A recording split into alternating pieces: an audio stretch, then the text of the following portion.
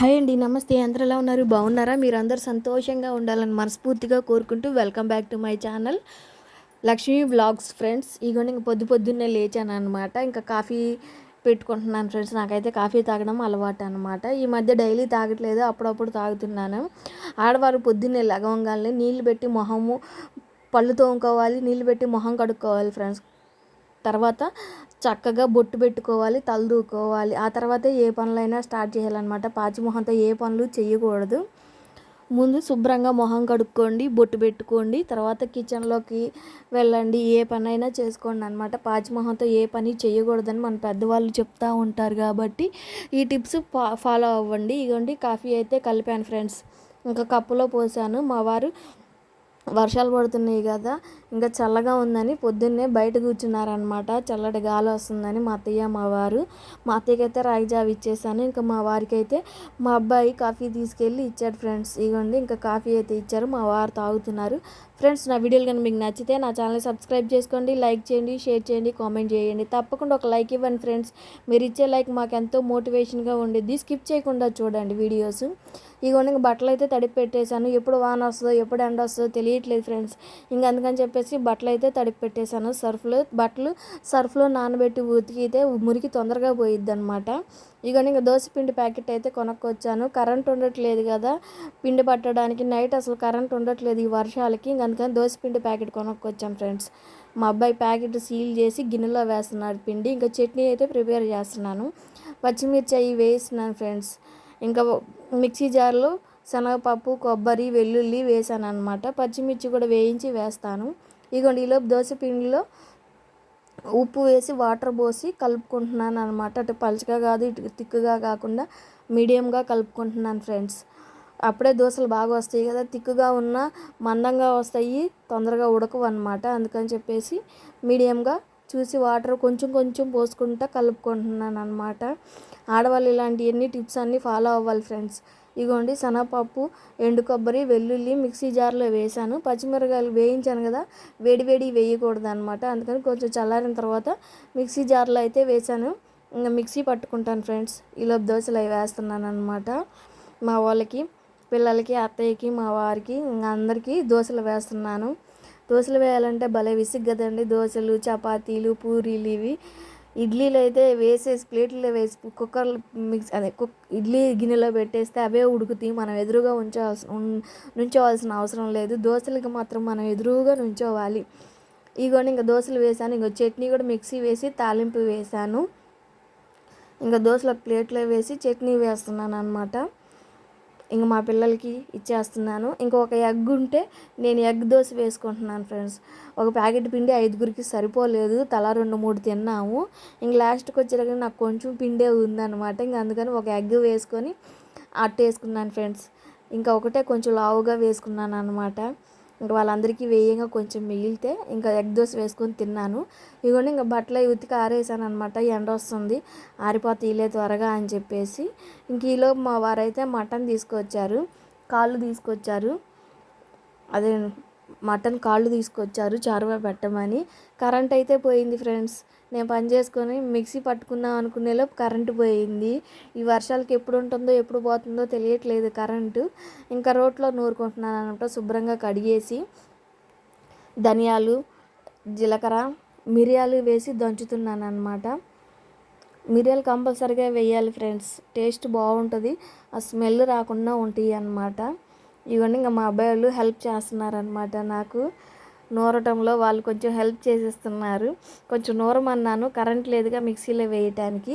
అందుకని చెప్పేసి మా పిల్లలు దంచుతూ ఉన్నారనమాట. నాకు కష్టపడి వాళ్ళు కొంచెం దంచి ఇచ్చి వెళ్ళారు ఆడుకోవడానికి. ఇగోండి ఇంకా దంచి పెట్టుకున్నాను. అల్లం, వెల్లుల్లి, కొబ్బరి ఇవన్నీ దంచి మసాలాలు పెట్టుకున్నాను. ఇగోండి ఇటువైపు అన్నం ఉడుకుతూ ఉందన్నమాట. అన్నం ఇటు ఒకవైపు కూర ఒకవైపు పెట్టేస్తాను ఫ్రెండ్స్, రెండు ఉడుకుతూ ఉంటాయి కదా. ఇంకోండి ఈలోపు మా వారు కూర అయితే ఇచ్చి పంపించారు, తీసుకొచ్చారనమాట. మా అబ్బాయికి ఇచ్చి పంపించారు.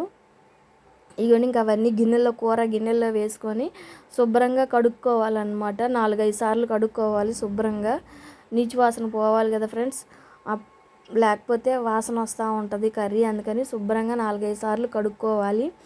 మేక కాళ్ళు అనమాట, చిన్న చిన్న ముక్కలుగా కొట్టించారు. ఇదేమో దబ్బ అంటారు ఫ్రెండ్స్, దబ్బ అనమాట. ఇది కూడా ఉడకబెట్టి చిన్న చిన్న ముక్కలుగా కట్ చేసి ఫ్రై చేసుకుంటే బాగుండిద్ది అనమాట. మా అత్తగారికి షుగర్ కదా, షుగర్ ఎక్కువయ్యి ఏలు తీసేశారు.